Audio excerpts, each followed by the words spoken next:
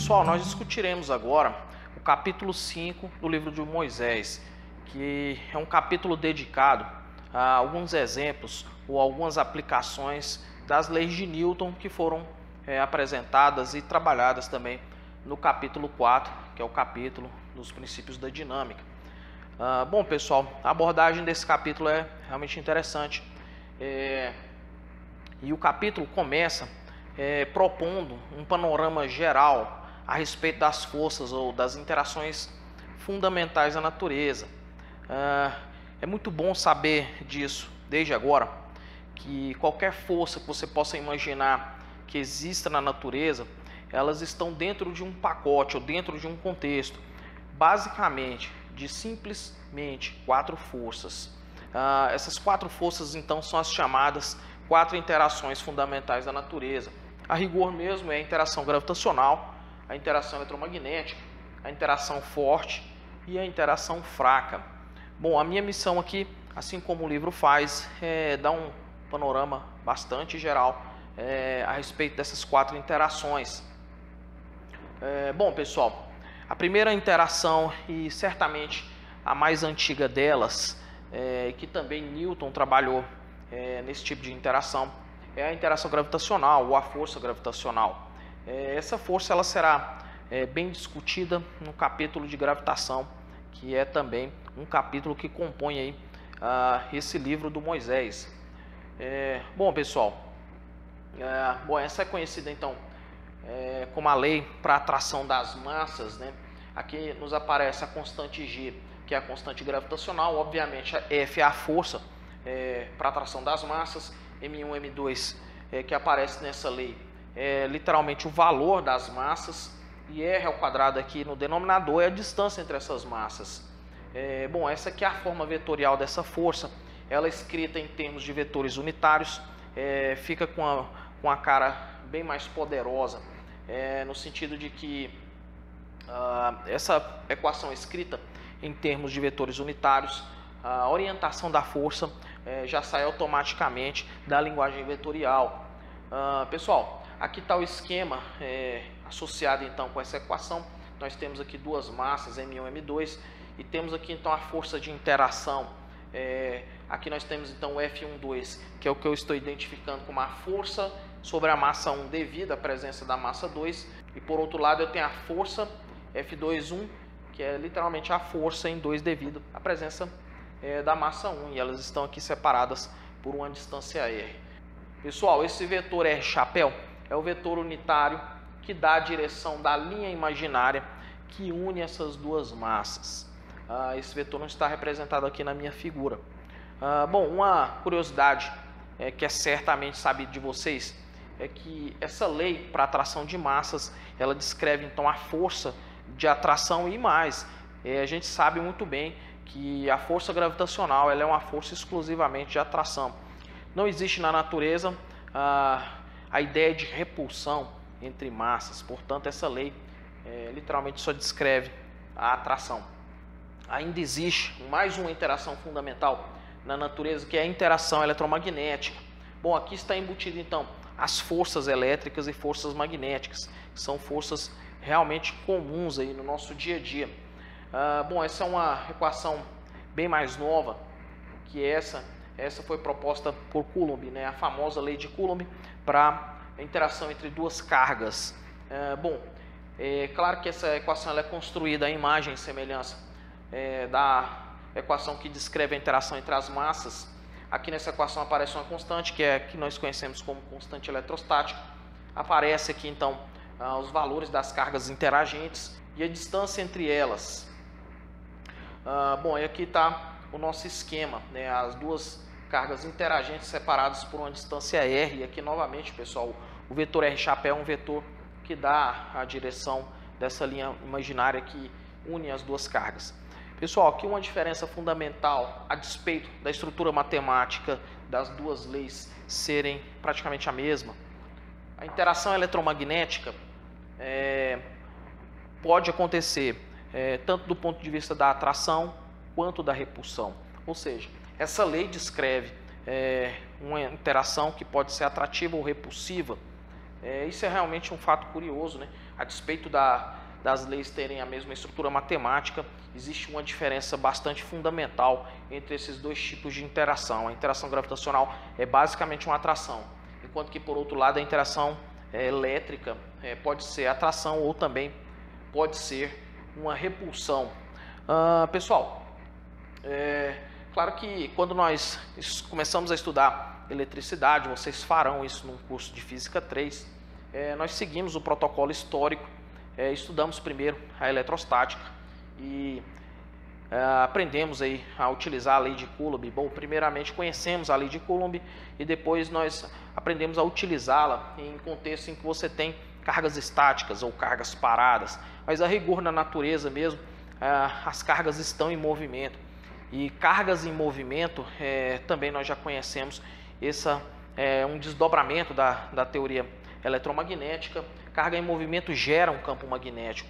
Portanto, se você tem cargas suficientemente próximas e em movimento, a rigor o que você vai ter é uma interação eletromagnética, ou seja, uma interação elétrica e também uma interação magnética, porque a critério mesmo essas cargas gerarão também um campo magnético. Essa é uma equação muito conhecida também para a força que uma carga sente na presença de um campo magnético. Então, por exemplo, se você tem uma carga com valor de carga Q e essa carga tem uma certa velocidade, porque ela não vai estar efetivamente parada, e se ela está aí na presença do campo magnético eventualmente gerado, por exemplo, numa outra carga, então ela vai sentir uma força dada por essa equação, que é construída aqui em cima de um produto vetorial. Bom, essa equação então é conhecida como a força de Lorentz, ou a equação de Lorentz para a força que uma carga sente quando está mergulhada com certa velocidade num campo magnético. Pessoal, outras duas interações, essas estão literalmente restritas ao mundo ultramicroscópico, que é a interação forte e a interação fraca. Bom, como está escrito aqui, a interação forte ela é uma interação responsável por manter a coesão do núcleo atômico. Nós sabemos que o núcleo atômico, pelo menos de um modo simplista, é formado de prótons e nêutrons. E nós sabemos que prótons são cargas positivas. Então, para existir ali alguma interação que mantém esse núcleo coeso. Portanto, essa interação forte é uma interação associada com a coesão do núcleo atômico. Ela é uma interação de muito curto alcance. Ela é uma interação que atua basicamente dentro do raio do núcleo atômico e sofre uma queda abrupta do raio atômico para fora.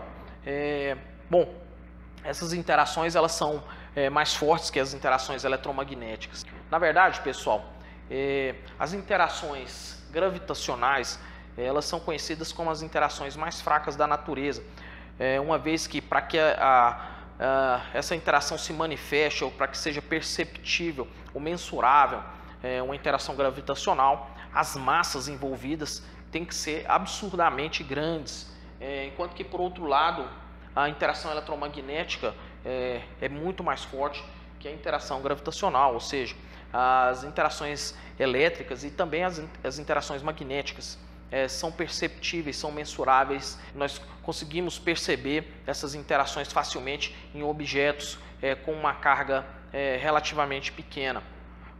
Bom, pessoal, e a última interação aqui fundamental da natureza são as interações fracas. Também não vou entrar demais nesses detalhes aqui, vou seguir o protocolo do livro. Essas interações aqui elas estão diretamente associadas à famosa desintegração beta. Essa é uma desintegração também que certamente vocês já estudaram no ensino médio, é conhecida de vocês. Essa aqui é uma emissão nuclear, portanto, essa também é uma força restrita ao núcleo atômico. Também são interações fracas, né? E são mais aí fracas, na verdade, que as interações fortes e que as interações eletromagnéticas. Mas, pessoal, o que tem que ficar de informação para vocês aqui, que é extremamente importante, que essas interações são as 4 interações fundamentais da natureza.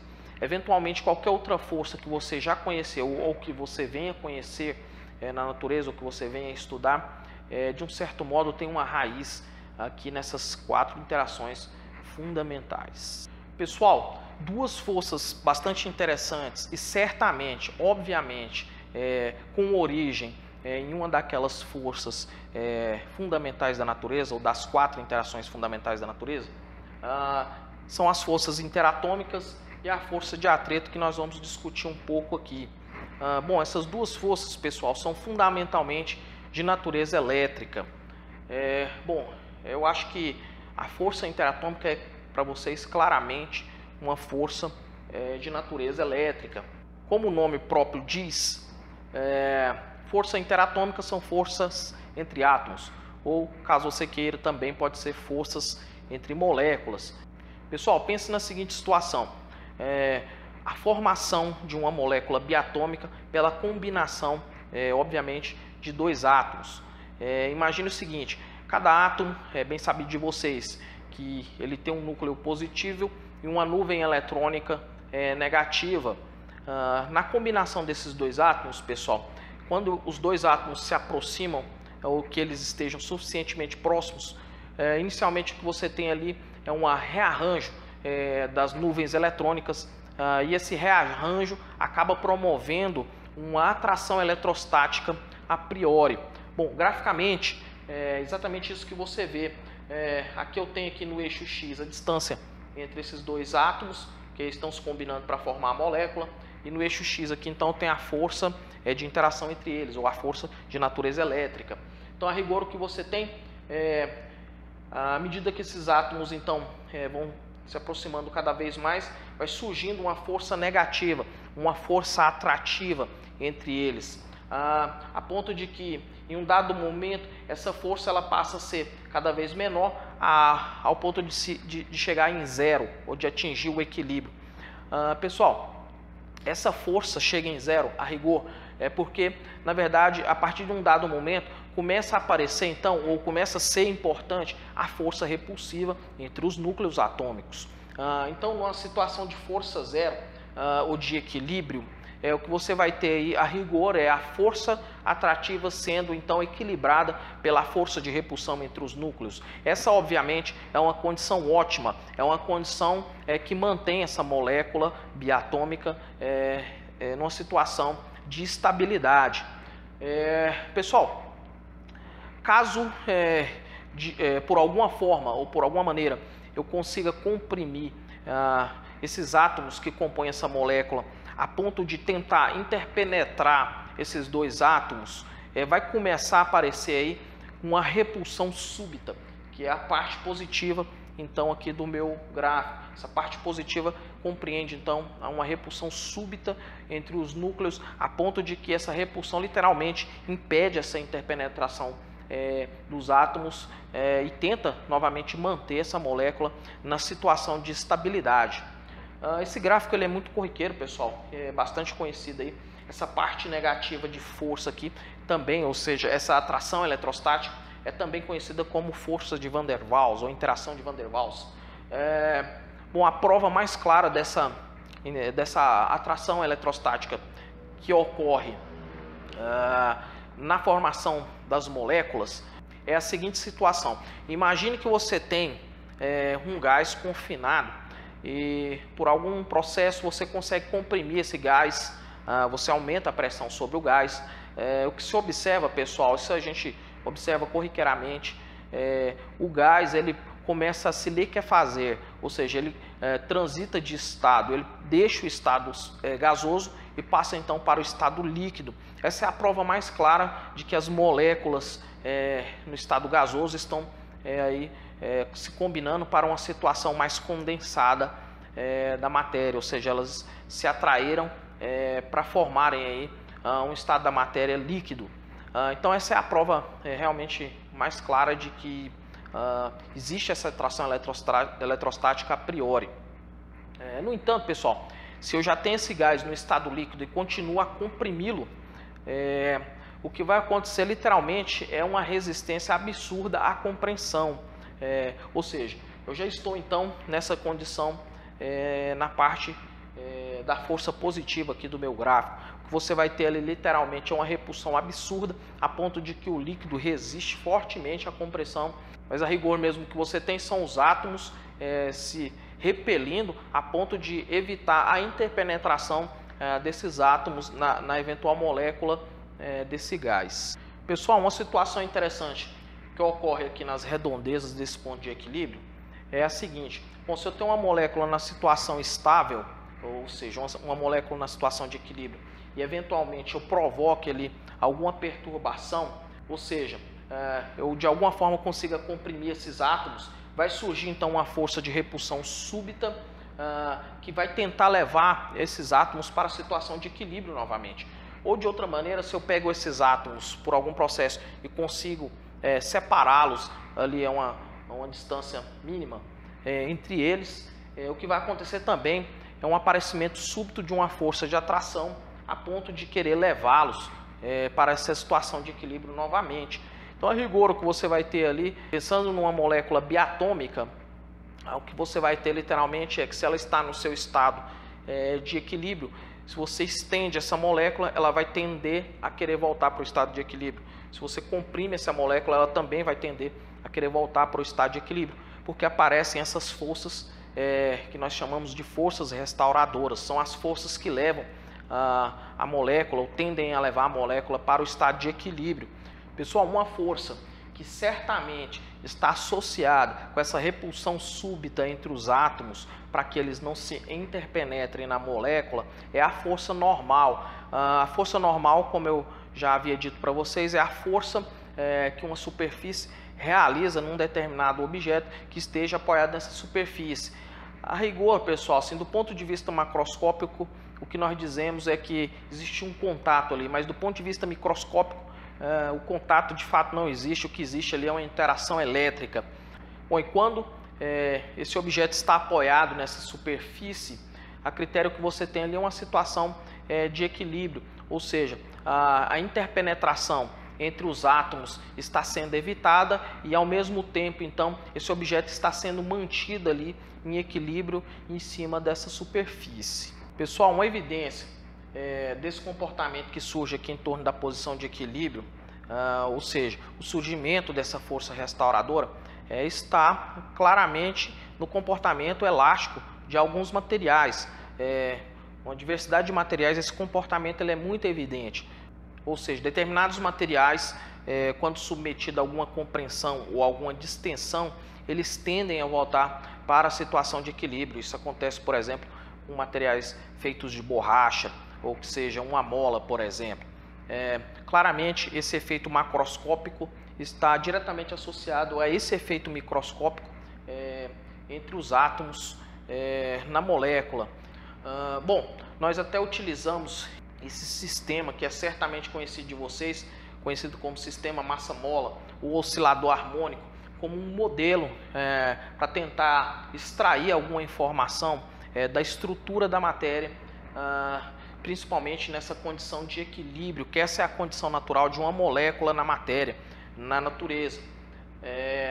O que nós temos a rigor são moléculas que, bom, de um ponto de vista simples, estão ali em uma constante oscilação em torno dessa posição que nós chamamos de posição de equilíbrio, porque a critério uma situação muito parecida acontece aqui. Se eu pego esse sistema, esse bloco, e desloco ele aqui para X positivo e solto, obviamente o que nós teremos aqui é um processo de oscilação. A equação que descreve a força elástica que atua nessa oscilação é a famosa lei de Hooke. Também é certamente uma equação conhecida de vocês. Ou seja, a rigor, pessoal, a força restauradora que atua nesse sistema para tentar levar o sistema para o equilíbrio é a força elástica. Ela é a força que surge quando o sistema é perturbado e que tenta levar esse sistema para a situação de equilíbrio. Essa força é dada por essa equação. O sinal negativo aqui claramente faz referência ao fato de que essa força é restauradora. O K aqui é conhecido de vocês, é a constante elástica da mola, ou seja, é um número que caracteriza a mola. Pessoal, outra força que é certamente de natureza elétrica é a força de atrito. Talvez essa informação possa te causar alguma estranheza, principalmente porque você foi induzido a pensar na força de atrito desde o ensino médio como uma força que tem origem nas rugosidades da superfície. Bom, essa é uma visão mais macroscópica da força de atrito. Mas como eu poderia explicar, por exemplo, a existência de atrito e muitas vezes de um atrito considerável entre duas superfícies absolutamente lisas. Se você fizer a seguinte experiência, você pega, por exemplo, um pedaço de vidro e limpa essa superfície de uma forma a tirar bastante qualquer tipo de impureza que exista ali e coloca um outro pedaço de vidro ali, você vai ver que fica muito difícil de atritar esses dois pedaços de vidro, ou seja, a força de atrito ali, elas ficam consideráveis. E no entanto, esses pedaços de vidro são absolutamente lisos. A rigor, o que você faz ali, principalmente quando você tira as impurezas, é favorecer as interações elétricas. Por isso que o atrito, ou o fato de arrastar um pedaço de vidro sobre o outro, fica realmente difícil. Ou seja, pessoal, a força de atrito, ela realmente é uma força de natureza elétrica. O que acontece num contato literalmente são interações elétricas do ponto de vista ultramicroscópico. Bom, o que eu vou falar aqui para vocês é alguma coisa que certamente vocês já sabem, simplesmente para relembrarmos. Bom, imagine aqui então que eu tenho um objeto que vai ser arrastado através de uma força F numa superfície com atrito. A rigor, o que se observa experimentalmente é o seguinte: eu tenho aqui um gráfico então que vai me dar o valor da força que está sendo aplicada e aqui a força de atrito. O que vai acontecer então vai ser o seguinte: eu venho aumentando a força que está sendo aplicada e obviamente esse objeto ainda não está se movendo, literalmente porque eu não consegui vencer ainda um limite máximo de força que é dado por esse ponto, que eu identifico como força de atrito estático. A partir do momento em que a força que eu estou aplicando sobre esse objeto excede esse limite conhecido como força de atrito estático, esse objeto então passa a se mover. Pessoal, uma evidência muito clara é que a força necessária para manter esse objeto, depois que ele já entrou em movimento, manter esse objeto com velocidade constante, ou seja, com aceleração igual a zero, não é igual à força que eu utilizei para colocá-lo em movimento. A força que eu utilizarei para mantê-lo com velocidade constante é uma força menor. Essa é uma evidência experimental muito clara. Essa força para mantê-lo com velocidade constante é o que nós chamamos de força de atrito cinético. Ou seja, eu estou te dizendo que existe literalmente dois tipos de força de atrito associadas a duas situações distintas. Você vai ter então a força de atrito estático e a força de atrito dinâmico. E claramente, pessoal, a essas duas situações você terá então, associado com a força de atrito estático, nós teremos então o coeficiente de atrito estático, que é um coeficiente obviamente que caracteriza a superfície na condição em que você não tem ainda o objeto arrastando sobre essa superfície. E aí você vai ter também um coeficiente associado com a força de atrito cinético, que é o que a gente chama de coeficiente de atrito cinético, que vai ser então um coeficiente que caracteriza aí o atrito entre o objeto que agora está se movendo ou está sendo arrastado sobre essa superfície. Pessoal, experimentalmente a força de atrito é dada por essa equação, conhecida de vocês também. Força de atrito vai ser calculado pelo coeficiente de atrito vezes a força normal. O coeficiente de atrito aqui, obviamente, ele vai depender do contexto em que você está trabalhando. Se você estiver trabalhando numa situação de atrito estático, é óbvio que o que vai entrar aqui é o coeficiente de atrito estático. Se você está num contexto de atrito dinâmico, é óbvio que o que aparece aqui é o coeficiente de atrito dinâmico. Portanto, pessoal, essas duas forças que eu acabei de apresentar para vocês são forças realmente do cotidiano, explicam uma variedade de fenômenos que são corriqueiros no nosso dia a dia e, portanto, são forças extremamente importantes e também, relembrando, são forças de natureza elétrica. Pessoal, ainda dentro do contexto da força de atrito, vamos fazer aqui dois exemplos. O primeiro exemplo é um exemplo bastante simples, mas bastante ilustrativo também, porque mostra uma das maneiras através da qual o coeficiente de atrito pode ser determinado. É claro que aqui eu estou no contexto de coeficiente de atrito estático e vai ficar claro na medida que eu vou desenvolvendo esse problema. Bom, mas a rigor aqui, o problema é determinar o ângulo de inclinação desse plano inclinado correspondente à iminência de movimento desse bloco, ou para qual ângulo eu tenho que inclinar esse plano a ponto de que o bloco fique praticamente em movimento, ou comece a se mover.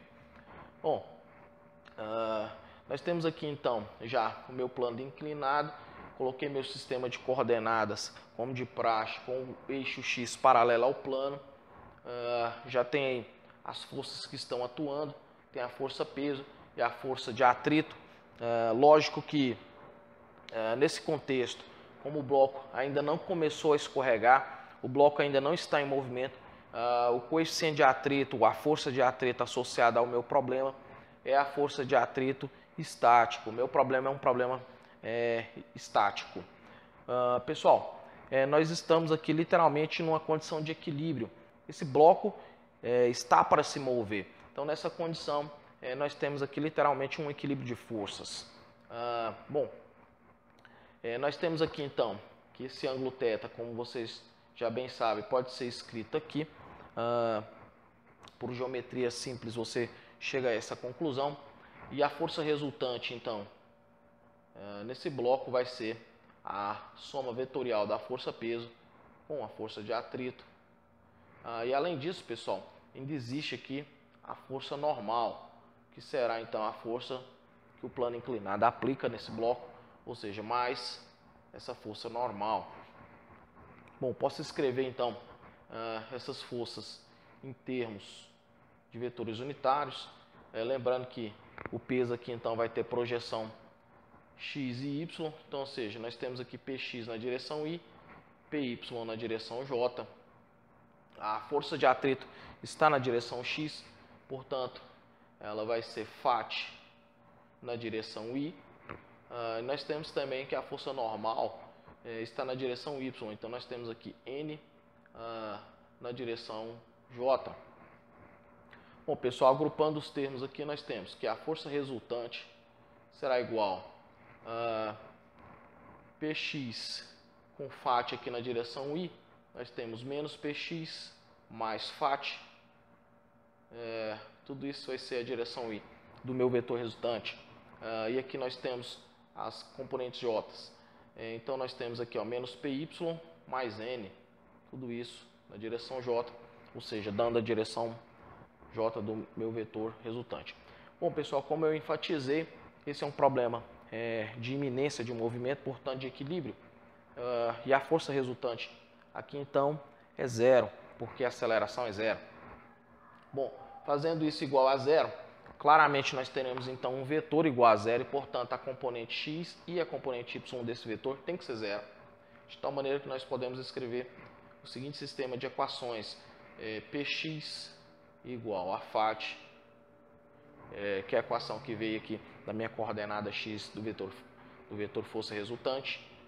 E aqui nós temos então que N, ou Py, é igual à força normal. Bom, pessoal, como eu disse, meu interesse aqui é um jeito de calcular, uma equação que calcule o coeficiente de atrito estático. É óbvio que o coeficiente de atrito estático vai estar relacionado com a força de atrito. Eu ainda posso reescrever esse sistema da seguinte maneira. Bom, posso relacionar Px com o módulo de P. A gente não trabalha diretamente com as projeções de vetores. O nosso interesse aqui é, obviamente, no módulo do vetor. Então, Px pode ser escrito como P vezes seno de θ, e Φ vai ser coeficiente de atrito estático vezes a normal. O Py então vai ser P cosseno de θ, é igual a normal. Bom, pessoal, claramente aqui eu posso isolar a normal aqui na equação de baixo e substituir na de cima, de tal maneira que nós teremos então que P seno de θ é igual ao coeficiente de atrito estático vezes a normal, porém a normal é P cosseno de θ. Bom, eu posso cortar P com P e finalmente nós obtemos aqui um resultado extremamente interessante. O coeficiente de atrito estático vai ser seno de θ sobre cosseno de θ. ou ainda o coeficiente de atrito estático vai ser a tangente de θ. Bom, essa é uma equação de importância prática.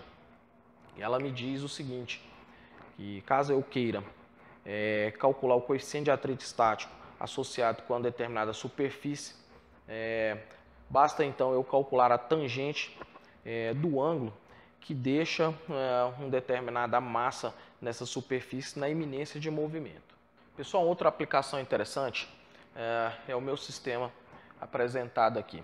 Eu tenho um bloco que está sendo aplicado nesse bloco uma força F com certo ângulo de inclinação com horizontal e foi dado aqui nesse caso o coeficiente de atrito estático. E a pergunta desse problema é qual é a força que eu tenho que aplicar nessas condições apresentadas para que esse bloco comece a escorregar. Ou seja, novamente aqui eu tenho um problema de iminência de movimento, portanto um problema de equilíbrio. Bom, seguindo o nosso protocolo, o que nós temos que fazer então é construir o nosso diagrama de forças. Aqui na direção Y tem a força peso, eu terei também aqui a força normal e tenho também obviamente aqui a força de atrito, FAT, que é certamente uma força, dentro desse contexto, é uma força de atrito estático, associado com o coeficiente de atrito estático. Bom, nós temos que construir também a força resultante, que é a soma vetorial de F, mais o peso, mais a normal, mais a força de atrito. Bom, escrevendo então essa equação em termos de vetores unitários, nós teremos aqui então que a força resultante será igual a força F tem projeções em x e y, então nós temos Fxi mais Fyj. A força peso está na direção y, portanto nós teremos aqui P na direção j. A força N será Nj. E a força de atrito será então menos FAT na direção I. Bom, pessoal, agrupando os termos aqui, nós teremos o seguinte: a força resultante será igual a, agrupando I com I, nós temos então que Fx menos FAT, essa vai ser a componente I do meu vetor resultante. E por outro lado, nós temos aqui Fy menos P mais N, essa vai ser a componente J do meu vetor resultante. Bom, pessoal, como eu disse, é um problema de equilíbrio. Dessa forma, a força resultante tem que ser zero. E daqui eu obtenho duas equações, ou um sistema de equações, de tal maneira que eu terei Fx igual a FAT. E aqui eu terei Fy igual a P menos N. Bom, novamente, eu tenho que escrever as componentes Fx e Fy em termos do módulo do vetor, de tal maneira que nós obtemos o seguinte sistema de equações: Fx será F cosseno de θ igual a FAT, que vai ser o coeficiente de atrito estático vezes a normal. Aqui nós temos F seno de θ, que o P vai ser M vezes G. Bom, e aqui nós temos a normal. Bom, pessoal, o interesse é na força. Bom, certamente o que nós temos que fazer aqui é isolar a força normal em uma das equações e substituir na outra. Claramente nós temos aqui um sistema de equações. Bom, de tal maneira que dessa equação aqui nós podemos obter o seguinte: F seno de θ igual a mg menos o N agora vai ser F cosseno de θ sobre o coeficiente de atrito estático. Bom, e a rigor, pessoal, o que temos que fazer aqui é isolar o F por uma álgebra trivial. Então nós temos F seno de θ mais cosseno de θ sobre coeficiente de atrito estático igual a mg. Bom, a rigor aqui é fazer o mínimo múltiplo comum nesse parêntese e isolar o F, literalmente. E aí nós temos aqui então que F é igual a mg, coeficiente de atrito estático, Bom, e aí dividido por cosseno de θ mais coeficiente de atrito estático, seno de θ. Bom, e finalmente nós obtemos aqui então a força para a condição de iminência de movimento. Pessoal, que nós temos uma outra aplicação envolvendo força de atrito. A ideia do problema é, você tem dois blocos com massas MA e MB interligados aqui por um fio de massa desprezível, fio inextensível, todas aquelas garantias que nós sempre colocamos. E aqui você tem uma força horizontal F, literalmente puxando esses dois blocos numa superfície caracterizada agora por um coeficiente de atrito cinético. Bom, nesse caso agora tem que ser dado o coeficiente de atrito cinético, porque um dos interesses do problema é calcular a aceleração. Portanto, esses blocos serão arrastados aí, sobre essa superfície, e nessa condição em que você tem a força de atrito atuando num sistema em movimento, o coeficiente de atrito de interesse é certamente o coeficiente de atrito cinético. Bom, aqui claramente nós teremos a força resultante em cada bloco. Então teremos aqui a força resultante no bloco A, que será efetivamente a força de tração puxando esse bloco. Nós temos aqui também a força-peso, que eu vou chamar de peso de A. Temos aqui a força normal, que será a normal de A. E temos aqui também a força de atrito, que será a força de atrito de A. Bom, pessoal, somando vetorialmente essas forças, nós teremos então PA mais P mais NA mais FAT-A. Essa é a força resultante no bloco A. Bom, agora no bloco B, nós teremos aqui, para não carregar demais a minha figura, eu vou simplesmente imaginar aqui as minhas forças. Então tem a força resultante no bloco B igual a peso de B, teria a força peso aqui para baixo, mais a força F, mais a força normal, aqui também nós teremos a normal de B, mais, bom, agora contra o movimento aqui nós teremos a força de tração e também teremos a força de atrito em B. Bom, enfatizando, pessoal, o interesse desse problema é certamente a aceleração. Bom, pessoal, continuando aqui com o meu sistema de equações, a força resultante em A, então nós temos a massa de A vezes a aceleração é claramente na orientação positiva de x, então nós temos aqui A na direção I, igual a peso de A, o peso de A será menos PA na direção J, a tração de A será T na direção I, a normal de A será NA na direção J, e a força de atrito em A será então menos FAT A na direção I. Bom, escrevendo também a segunda equação em termos de vetores unitários, eu tenho a massa de B, obviamente a aceleração do sistema é a mesma, esses dois blocos estão interligados, então é A na direção I, o peso de B então será menos PBJ, a força F será então FI, normal de B será NBJ, a tração agora será menos T na direção I, a força de atrito em B então será menos FAT-B na direção I. Bom, pessoal, esse é o nosso sistema de equações. Daqui a gente consegue tirar algumas informações. Podemos fazer o que já estamos fazendo, agrupar aqui as coordenadas correspondentes nesse sistema de equações. Então, o que nós teremos? MA vezes a aceleração na direção I igual, agrupando aqui I com I, então nós temos T menos FAT-A na direção I, e nós temos também NA menos PA na direção J. Bom, aqui nós temos então MB vezes a aceleração na direção I.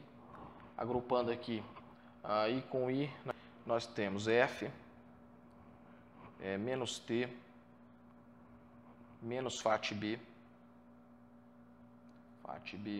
tudo isso na direção I. A direção J, então, nós temos NB menos PB.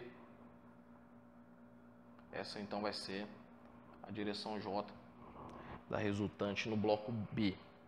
Bom, pessoal, nós temos aqui, obviamente, duas igualdades de vetores. Nós podemos tirar algumas equações dessas igualdades da seguinte maneira. Da primeira equação, claramente, nós teremos aqui componente I do segundo membro igual a componente do primeiro membro.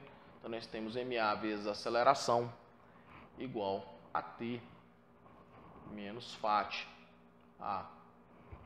E nós temos, obviamente, que essa componente J tem que ser igual a zero, porque no primeiro membro não tem componente J. Isso quer dizer, então, que NA vai ser igual a PA. Bom, e o outro sistema de equações que nós podemos obter aqui da minha segunda equação vetorial será massa de B vezes aceleração igual a F menos T menos Fat B. Bom, e novamente aqui a componente J tem que ser igual a zero. Então nós temos aqui NB igual a PB. Bom, pessoal, como eu quero a aceleração, eu tenho aqui 4 equações. No entanto, eu tenho 2 equações envolvendo aqui a aceleração. Se eu somar essa equação com essa, o T será consumido aqui e nós teremos então A vezes MA mais MB. Aqui nós teremos então F, o T corta com o T, e aí nós teremos aqui então Fat A e Fat B. Bom, prosseguindo então com essa equação, nós temos aqui MA mais MB. Aqui eu tenho a força F. Nós sabemos então que agora a força de atrito envolve o coeficiente de atrito cinético, característico daquela superfície, vezes a normal de A. Mas a normal de A é o próprio peso de A, que é a massa de A vezes a gravidade. Aqui também vai me aparecer o coeficiente de atrito cinético. E aqui nós teremos massa de B vezes a gravidade. Bom, pessoal, e aí, encaminhando para o final desse problema, basta isolar aqui então a minha aceleração, de tal maneira que eu terei F sobre MA mais MB menos, aqui nós temos coeficiente de atrito cinético vezes a gravidade, MA mais MB, dividido por MA mais MB. Bom, claramente, pessoal, posso cortar esse parênteses aqui. E o que me resta, então, é F sobre MA mais MB menos coeficiente de atrito cinético vezes a gravidade. Pessoal, então, essa é a equação que calcula a aceleração desse sistema. Obviamente, em termos de parâmetros iniciais, eu tenho que ter aqui a força que arrasta esses dois blocos, tem que ter a massa dos blocos e o coeficiente de atrito cinético. Pessoal, um outro possível interesse num problema desse aqui seria na tração no fio que interliga esses dois blocos. Bom, para obter essa tração, bastaria eu pegar o resultado que eu obtive aqui para aceleração e substituir em uma daquelas equações em que aparece o T. Bom, escolhendo essa equação aqui, nós teríamos aqui MA vezes a aceleração. No entanto, a aceleração agora é F sobre MA mais MB menos MA coeficiente de atrito cinético vezes G igual agora tração lá me aparece o fatiar, que é justamente MA, coeficiente de atrito cinético, vezes G. Bom, pessoal, tá claro para vocês aqui, isso aqui pode ser cortado e finalmente obtém aqui uma expressão para tração. Então a tração será F vezes MA sobre MA mais MB. E aí trivialmente nós obtemos aí um resultado para tração no fio que interliga os dois blocos. Pessoal, outra aplicação interessante sobre lei de Newton é esse sistema de polias, ou essa associação de polias. Uma primeira questão a ser observada aqui nesse problema é que claramente, numa condição de movimento aqui, esses dois blocos não possuem a mesma aceleração. Bom, tomando aqui então como referência aqui e chamando de L2 a distância aqui entre os centros das duas polias e chamando de L1 a distância aqui entre o centro dessa polia fixa para o bloco M1, nós podemos aqui então dizer que L1 mais 2L2 é certamente uma constante. Estou te dizendo então que esse comprimento mais esse comprimento mais esse comprimento é igual a uma constante. Pessoal, isso é uma afirmação realmente óbvia, porque esse fio é inextensível. Tá? Então, independente do tipo de movimento que exista aqui, a soma desses comprimentos é de fato para se manter.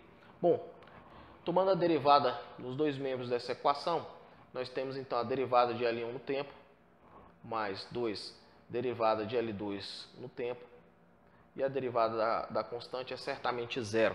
Bom, derivando novamente, pessoal, nós teremos então a segunda derivada de L1 no tempo, mais duas vezes a segunda derivada de L2 no tempo, também será igual a zero.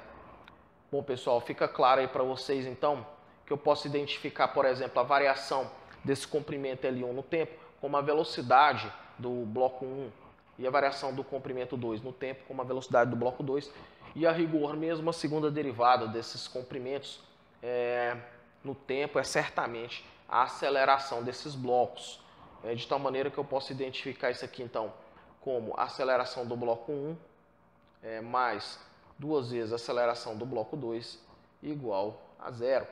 Bom, e aqui claramente então existe uma relação entre as duas acelerações adquiridas aí por esses blocos. Ou seja, estou te dizendo aqui que a aceleração do bloco 1 é menos duas vezes a aceleração do bloco 2.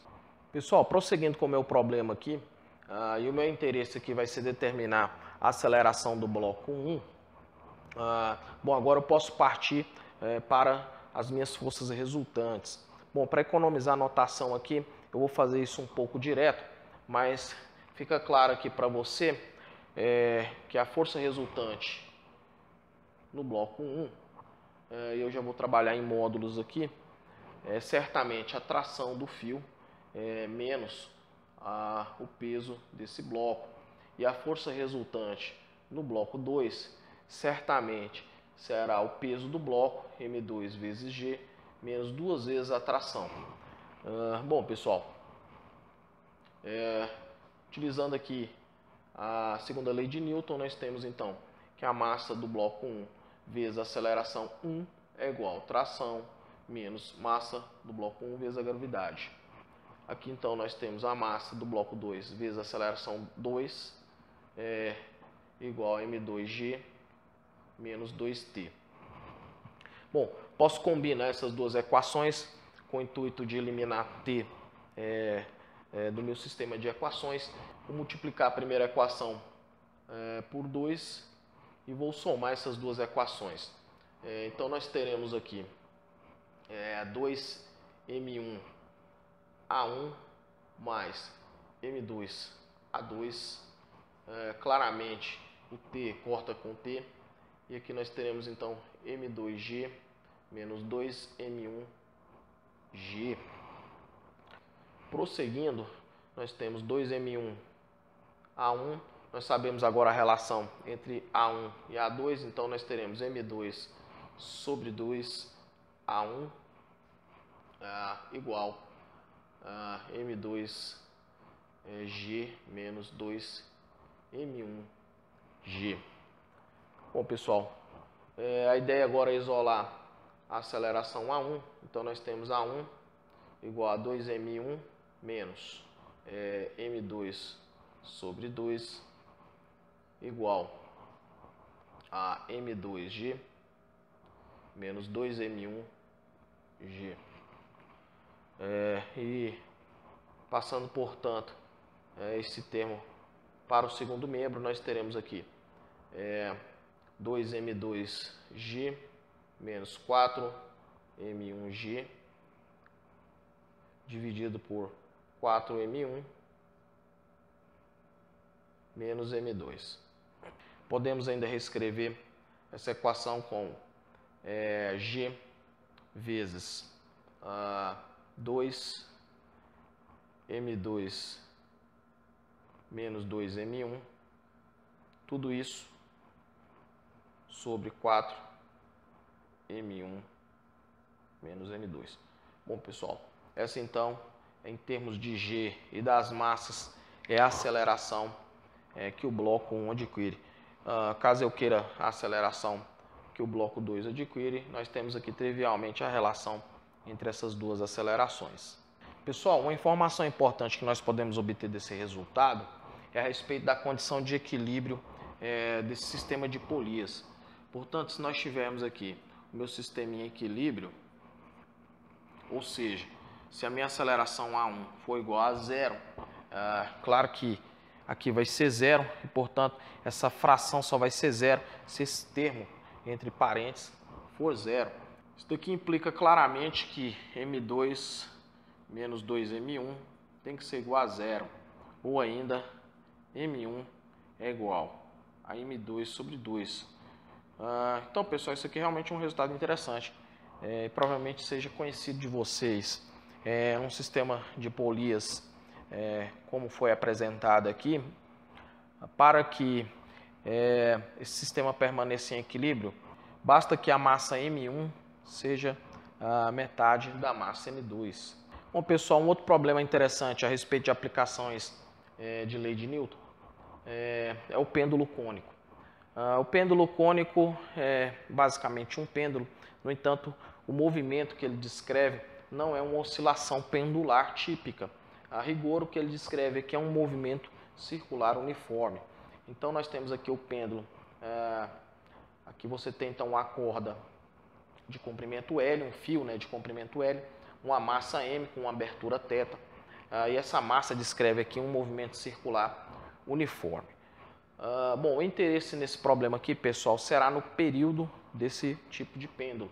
O período aqui vai ser, então, o tempo correspondente a uma volta completa.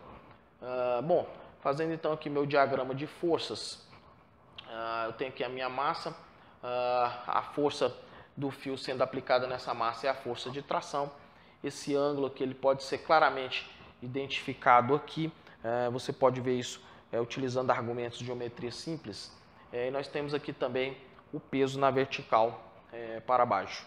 Pessoal, economizando então a notação, nós temos aqui claramente nesse problema um equilíbrio de forças na direção Y, uma vez que o movimento desse pêndulo cônico é um movimento circular uniforme. Não existe uma aceleração linear aqui. Basicamente existe aqui a aceleração centrípeta. Nesse sentido, então, esse pêndulo cônico mantém o seu movimento sempre no mesmo plano, de tal maneira que isso garante um equilíbrio na orientação Y. Ou seja, eu estou te dizendo que a projeção do vetor tração na direção Y tem que ser igual à força peso. Bom, por outro lado, pessoal, nós temos aqui a projeção desse vetor na direção X. E claramente, de acordo com o que nós vemos aqui na nossa geometria, essa projeção em X vai fazer o papel, então, da força centrípeta. É justamente essa força que mantém o pêndulo cônico em movimento circular uniforme.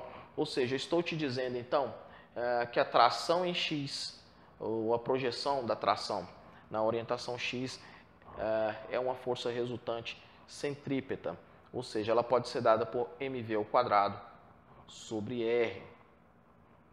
Bom, pessoal, desenvolvendo esse sistema de equações, eu posso chegar então no meu interesse, que é o período desse pêndulo cônico.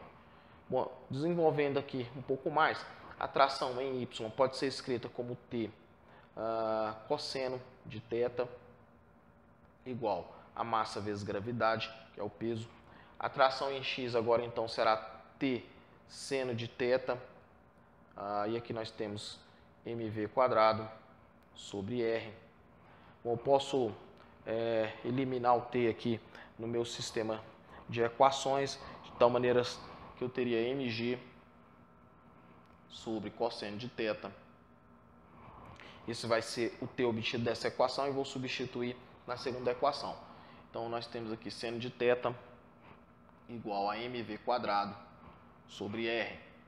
Bom, posso cortar o m, o seno sobre o cosseno é tangente, de tal maneira que eu tenho v ao quadrado sobre r igual a g tangente de θ. Bom, pessoal, para podermos chegar então no nosso parâmetro de interesse, que é o período desse movimento, nós precisamos lembrar a relação entre a velocidade linear e a velocidade angular através do raio. Essa foi uma equação que nós já demonstramos. Bom, substituindo então essa equação nessa outra, nós teremos o seguinte: ômega ao quadrado vezes r ao quadrado sobre r igual a g tangente de θ. Bom, pode cortar aqui r com r e aí nós obtemos uma expressão para a velocidade angular, g tangente de θ sobre r. Bom, nós precisamos lembrar agora também que a velocidade angular pode ser relacionada com a frequência dessa maneira. Podemos lembrar também que frequência é 1 sobre o período. Eu vou usar o t minúsculo para o período, para não confundir com a tração. De tal maneira então que nós temos ômega igual a 2π sobre tzinho, que é justamente o período. Bom, pessoal, posso então substituir aqui ômega por essa relação, de tal maneira que nós teremos então 4π ao quadrado sobre tzinho ao quadrado igual a g tangente de θ sobre rzinho. E aí basicamente nós isolamos aqui o t da seguinte maneira: t ao quadrado igual a 4π ao quadrado r sobre g tangente de θ. E aí finalmente nós podemos escrever então t como raiz quadrada de 4π ao quadrado r g tangente de θ. Pessoal, só para escrever ainda esse resultado em termos do comprimento do fio, nós podemos fazer o seguinte: t igual a raiz quadrada de 4π ao quadrado.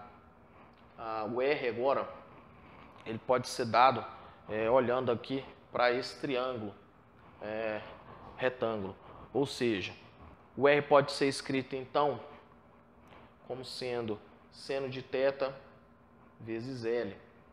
Bom, e aqui embaixo nós temos g, e a tangente vai ser seno de θ sobre cosseno de θ. Bom, posso cortar o seno com o seno aqui, de tal maneira que a minha expressão agora fica reescrita da seguinte forma: 4π ao quadrado. O cosseno agora me aparece aqui, cosseno de θ, Lzinho dividido por g. Essa então é a expressão para o período escrita em termos de L e do ângulo de abertura. Bom, pessoal, a última aplicação que eu vou fazer aqui com vocês a respeito de leis de Newton é um problema que trata da força de arrasto e da velocidade terminal. Esse problema é bastante interessante porque na grande maioria das aplicações de leis de Newton nós desprezamos literalmente a força ou a resistência do ar. E nesse problema aqui nós faremos questão de tratar com essa resistência. Bom, então a força de arrasto aqui para nós vai ser a força de resistência do ar em cima de um objeto em queda livre. E o que eu estou chamando de velocidade terminal será então a velocidade adquirida por esse objeto que está em queda livre depois de um certo tempo, devido à resistência do ar. Bom, o diagrama de forças aqui no meu objeto em queda livre está representado nessa figura. Você tem aqui então a força-peso, que é obviamente a força responsável pela queda livre. E agora nós temos aqui a força de arrasto, a força de atrito devida ao ar. Bom, aqui está meu sistema de referência. Pessoal, essa força de arrasto, em uma condição restrita, ela pode ser proporcional à velocidade desse objeto em queda livre. E a constante de proporcionalidade é justamente o que nós chamamos de constante de arrasto. Essa condição especial que eu estou me referindo é uma condição em que nós estamos aqui num sistema não turbulento. Bom, escrevendo a força resultante para esse objeto em queda livre, então nós teremos aqui P mais a força de arrasto. Em termos de vetores unitários, então nós teremos aqui menos m vezes a aceleração na direção j. Nós teremos aqui então menos mg na direção j mais a na direção j. Bom, claramente isso daqui é uma igualdade de vetores. Nós podemos obter então a seguinte equação dessa igualdade: menos ma igual a menos mg. Bom, pessoal, o módulo da força de arrasto então vai ser dado pela constante de arrasto vezes a velocidade, de tal maneira que nós teremos aqui então ma igual a mg menos b vezes v. Bom, passando ainda aqui o m dividindo e escrevendo a aceleração em termos da derivada da velocidade, nós teremos aqui que dv dt será igual então a g menos b sobre m vezes v. Pessoal, essa daqui é uma equação diferencial, literalmente porque ela contém derivadas e mais. A solução dessa equação, que é o meu interesse aqui nesse problema, eu vou calcular aqui a velocidade desse móvel, ou a função que dê a velocidade desse móvel no tempo. A resposta dessa equação, portanto, é uma função. Então, é certamente uma equação diferencial, uma equação que contém derivadas, cuja solução é uma função. A técnica para a solução desse tipo de equação, pessoal, é o que nós chamamos de separação de variáveis. Bom, podemos fazer a seguinte separação. Podemos escrever aqui dv sobre g menos b sobre m vezes v, e de cá nós deixamos a variável t. Então, a variável v fica no primeiro membro e a variável t no segundo membro. A segunda parte da técnica de solução dessa equação é literalmente integrar os dois membros de um tempo inicial até um tempo posterior. Bom, pessoal, fazendo aqui essa primeira integral, é uma integral relativamente simples. A variável v aparece aqui no denominador.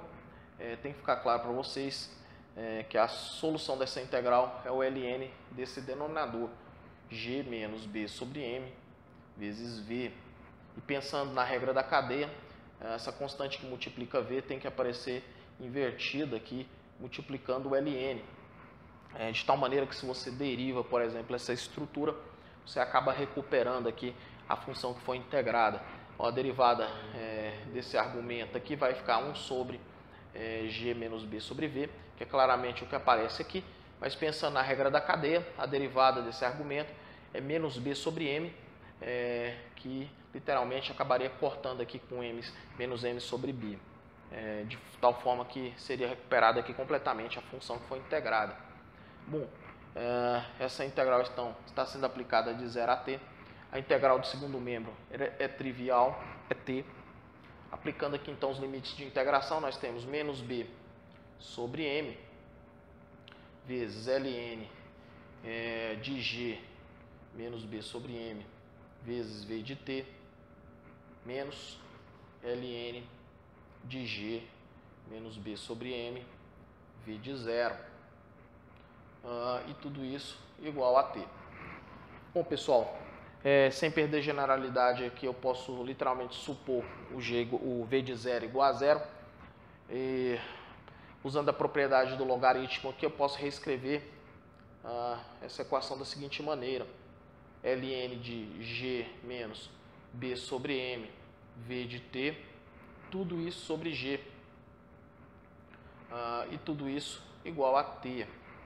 Bom, aplicando aqui agora na propriedade dos logaritmos, eu posso literalmente escrever isso aqui como sendo g menos b sobre m, v de t, tudo isso sobre g, igual a e elevado a menos b sobre m vezes t. Bom, pessoal, a ideia aqui então agora é isolar o v de t, de tal maneira que nós temos aqui então agora 1 menos b sobre mg v de t igual a i elevado a b menos b sobre m vezes t. Bom, passando então aqui agora os termos para o segundo membro, nós obtemos então que v de t será mg sobre b, tudo isso vezes 1 menos e elevado a menos b sobre m vezes t. Bom, pessoal, essa aqui então é literalmente a equação que calcula a velocidade ou a função que dá a velocidade daquele objeto em queda livre submetido à resistência do ar em função do tempo. Bom, pessoal, olhando agora para essa função, como que eu poderia identificar aqui o que eu venho chamando de velocidade terminal? Se você avaliar essa função, você vai ver claramente que para um tempo muito grande, esse termo vai a zero. Ele tem um expoente negativo aqui, portanto isso é uma fração. E para t tendendo ao infinito ou para t muito grande, essa exponencial aqui vai a zero, de tal maneira que essa expressão com limite para t tendendo a zero fica simplesmente mg sobre b, ou seja, me resta simplesmente essa constante aqui. Bom, graficamente, que é um resultado bastante visual, nós teremos o seguinte: aqui nós vamos ter a constante mg sobre b, e essa função é uma função exponencial, e certamente para um t muito grande a velocidade tende para essa constante, ou seja, esse é o comportamento gráfico da velocidade desse objeto. Pessoal, então o que eu chamo aqui de velocidade terminal é essa velocidade para a qual a velocidade do objeto vai tendendo para um tempo longo, para um tempo infinito. Então, ou seja, essa constante aqui é justamente a velocidade terminal.